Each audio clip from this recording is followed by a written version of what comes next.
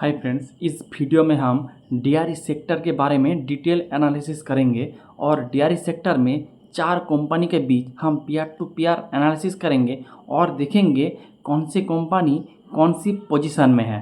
तो चलिए वीडियो को स्टार्ट करते हैं। इनमें हम जो चार कंपनी को इसमें हम डिस्कशन करेंगे उसका नाम है आपका, एक है पराग मिल्क एंड फूड, दूसरा है आपका हटसन एग्रो, तीसरा है उसके साथ आपका डोथला डेयरी और चौथा है आपका हेरिटेज फूड करके।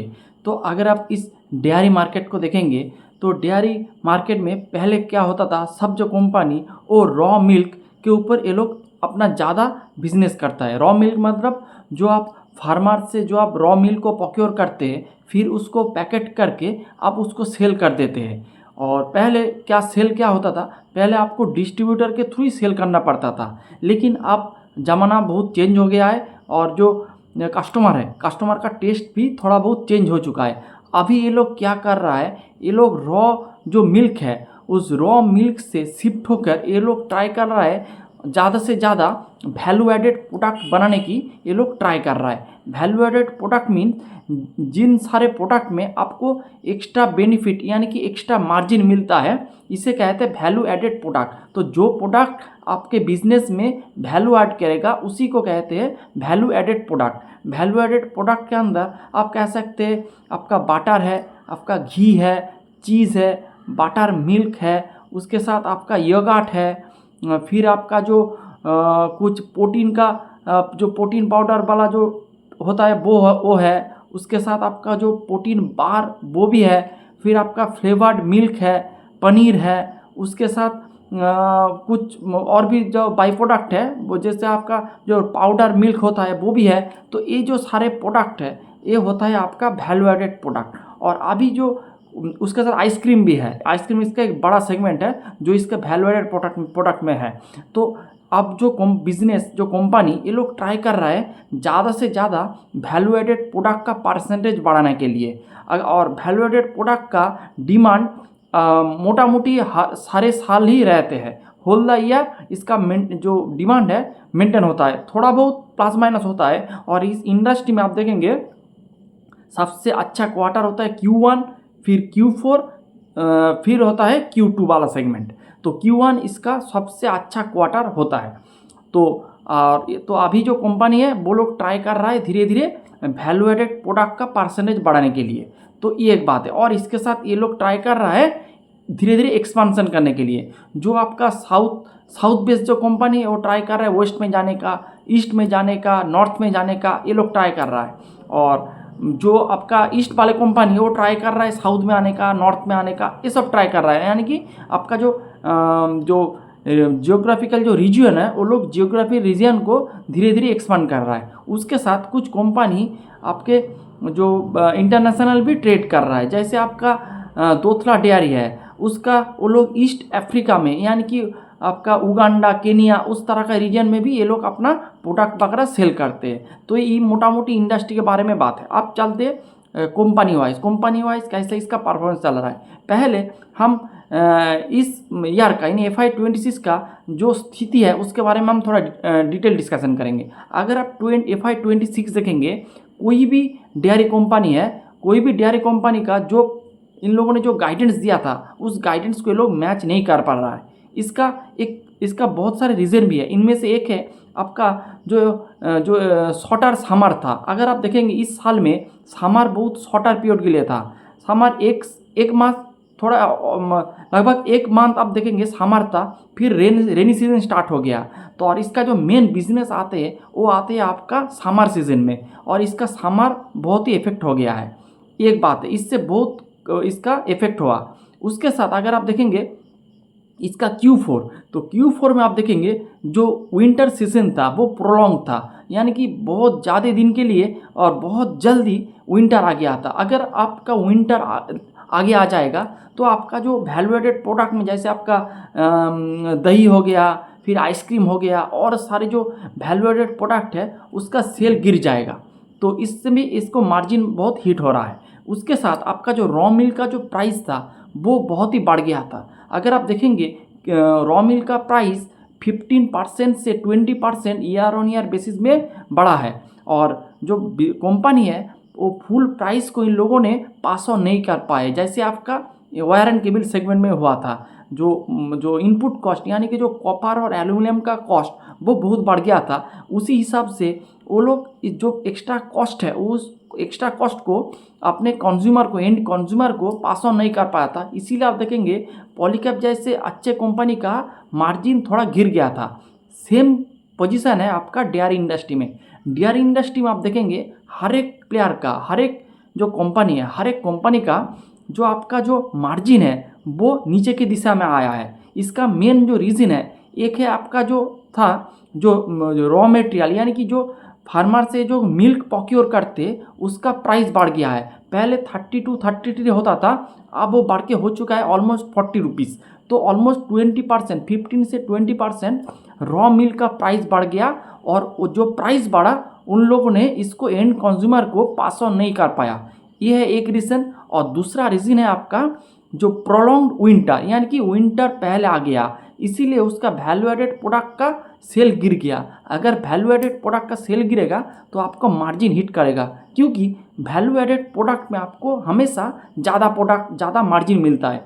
तो इस दो इफेक्ट के वजह से आप देखेंगे मैक्सिमम कंपनी का ऑपरेटिंग लेवरेज नहीं मिला है, यानी कि ऑपरेटिंग लेवरेज तो नहीं मिला है, किसी किसी का माइनस में चला गया है। जैसे आप देख सकते हो आपका पराग मिल्क एंड फूड, इसका अगर रेवेन्यू ग्रोथ आप देखेंगे 14% से रेवेन्यू ग्रो किया है, लेकिन इसका पैट डी ग्रो किया है -2% से।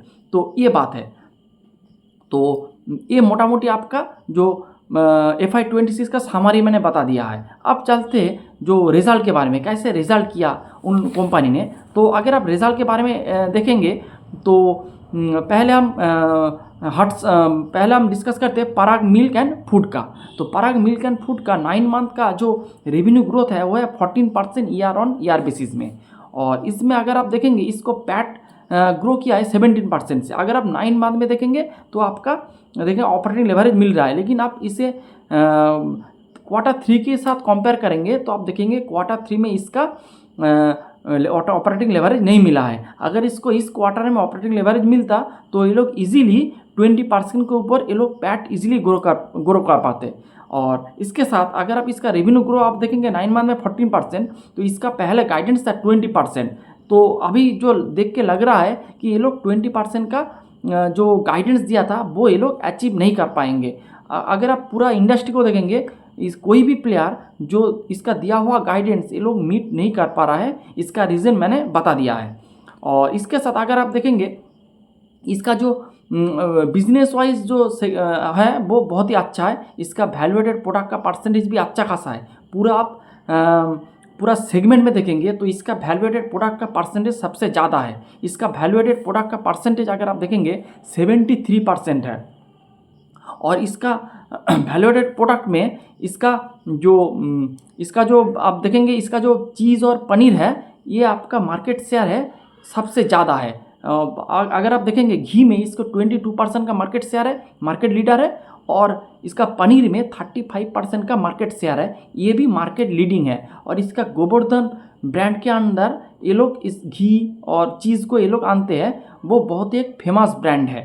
तो ये एक पार्ट है। इसके साथ इसका और एक पार्ट है जो है आपका न्यू एज बिजनेस। तो न्यू एज बिजनेस में ये क्या करते हैं, जो आपका प्रोटीन पाउडर, फिर आपका जो प्रोटीन बार होता है, इस तरह का प्रोडक्ट ये लोग सेल करते हैं। और इसका अभी हाई डिमांड है अगर आप मार्केट में देखेंगे।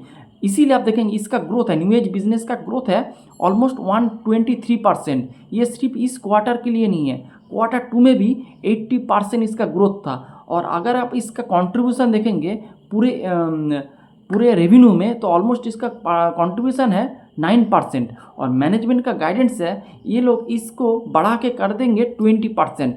तो इनमें से इसको अच्छा खासा मार्जिन अच्छा हो जाएगा। और मैनेजमेंट का गाइडेंस भी है कि ये लोग इसका मार्जिन अगले क्वार्टर में यानी कि Q4 में बढ़ेगा और अगले साल में भी इसका मार्जिन ग्रो करता रहेगा।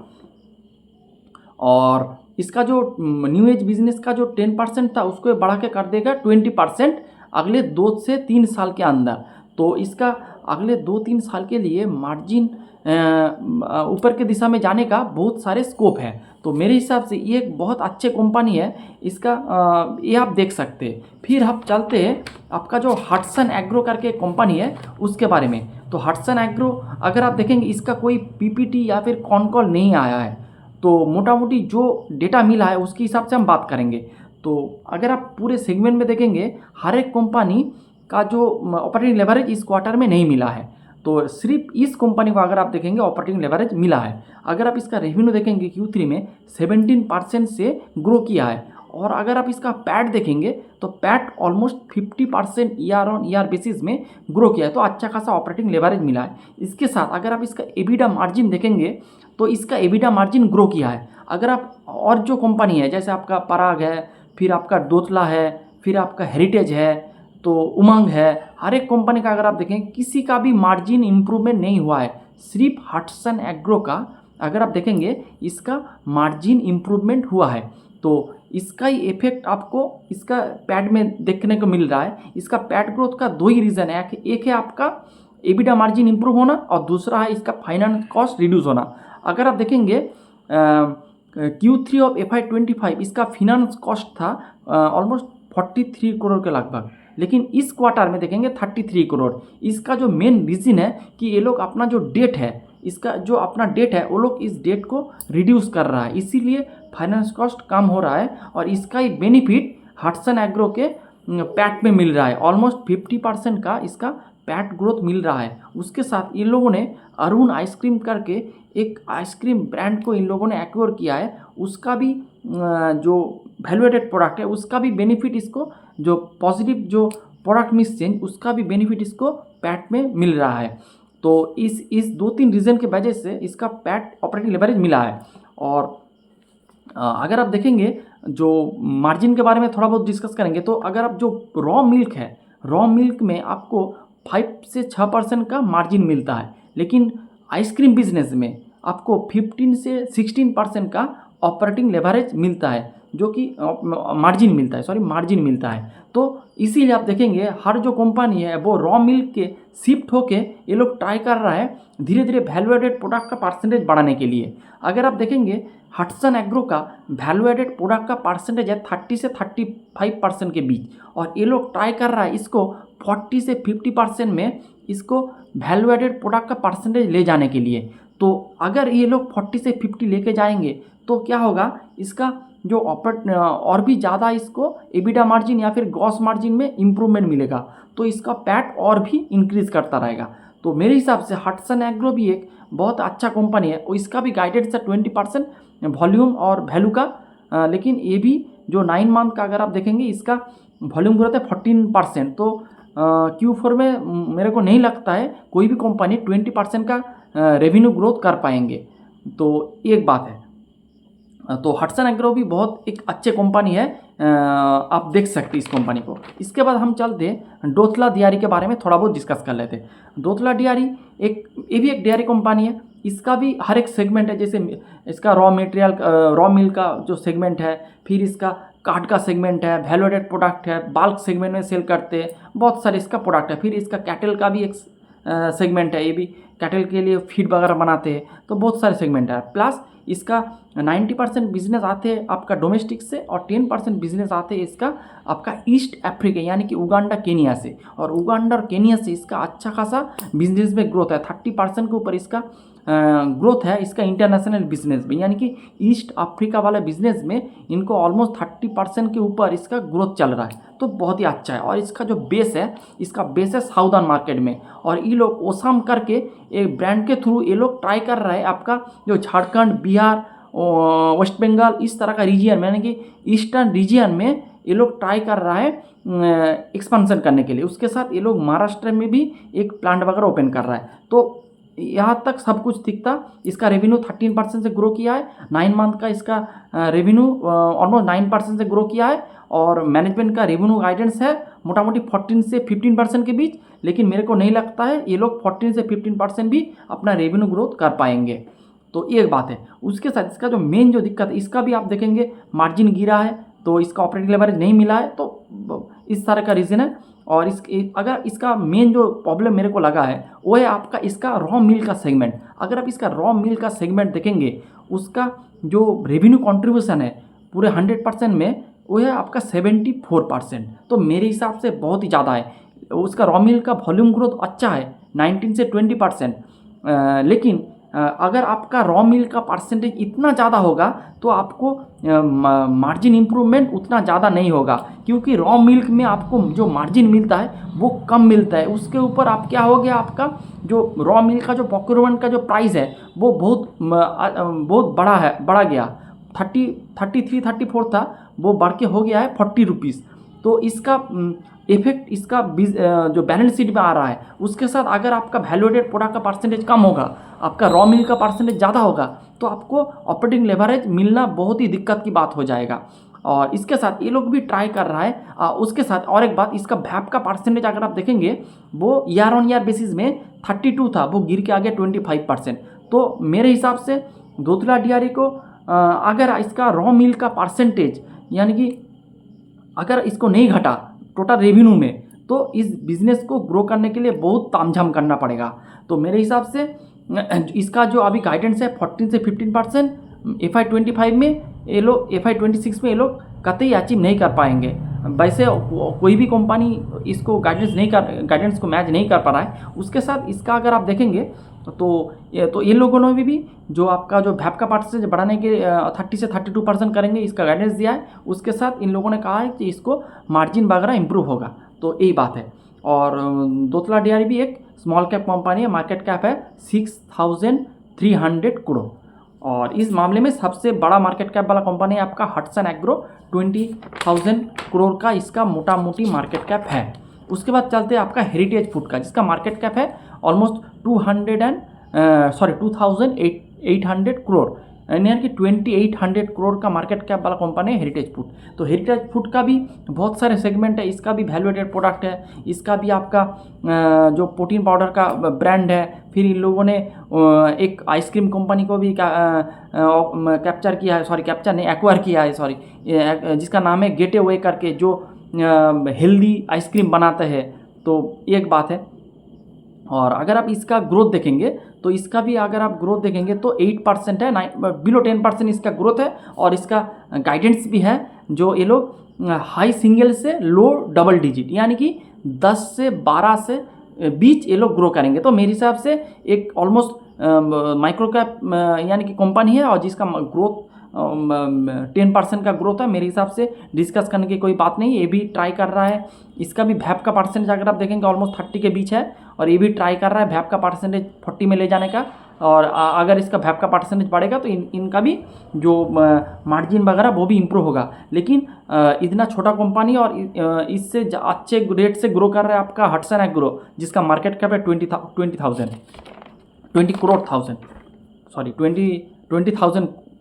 20,100 करोड़ का मार्केट कैप है। Sorry for this. तो यही मोटा मोटी बात है। अगर आप इसका पूरा कंपेयर करेंगे तो अगर आप देखेंगे तो इसमें मेरे को दो कंपनी अच्छे लग रहा है। तो इनमें से एक है आपका पराग मिल्क एंड फूड और दूसरा है हटसन एग्रो। क्योंकि तो रीज़न भी बताएंगे क्यों अच्छे लग रहा है। पराग मिल्क एंड फूड का अगर आप देखेंगे वैट का परसेंटेज है 72%। तो मेरे हिसाब से पूरे इंडस्ट्री में सबसे ज़्यादा है। और जिसका वैट का परसेंटेज ज़्यादा होगा उतना ही आपको मार्जिन इंप्रूवमेंट का ज़्यादा आपको स्कोप रहेगा। अगर आपका वैट का परसेंटेज कम होगा, रॉ मिल का परसेंटेज ज़्यादा होगा, तो आपको मार्जिन इंप्रूवमेंट मिलना बहुत ही दिक्कत की बात हो जाएगा। इसीलिए आप देखेंगे पराग एंड मिल्क फूड को मैंने नंबर 1 पे रखा है। अगर आप इसका FY26 का फॉरवर्ड भी करेंगे तो मोटा मोटी 16 के बीच में आ रहा है। लेकिन इसका जो ग्रोथ था 20%, वो इसको मेरे को लगता है इस क्वार्टर में ये लोग अचीव नहीं कर पाएंगे। फिर क्वार्टर 4 में देखते हैं क्या होता है।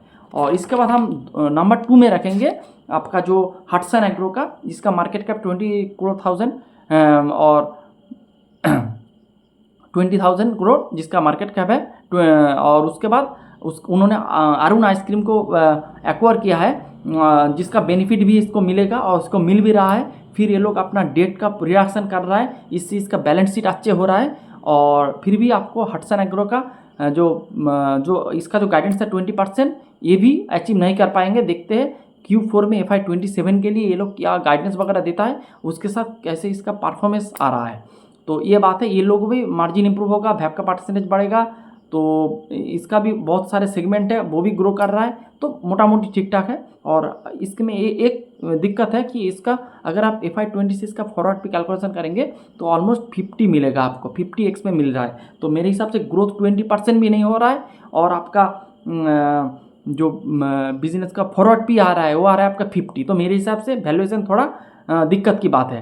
तो लेकिन आपका जो पराग मिल्क एंड फूड है उसका वैल्यूएशन भी मोटा मोटी ठीक है, बिजनेस भी आपको सही दिशा में जाने का उम्मीद है। तो इसीलिए हम नंबर 1 में पराग मिल्क एंड फूड को रखेंगे। और यही था आज का मोटा मोटी discussion. Hope you like the video and please don't take it a buy sell का recommendation. Thanks for watching the video.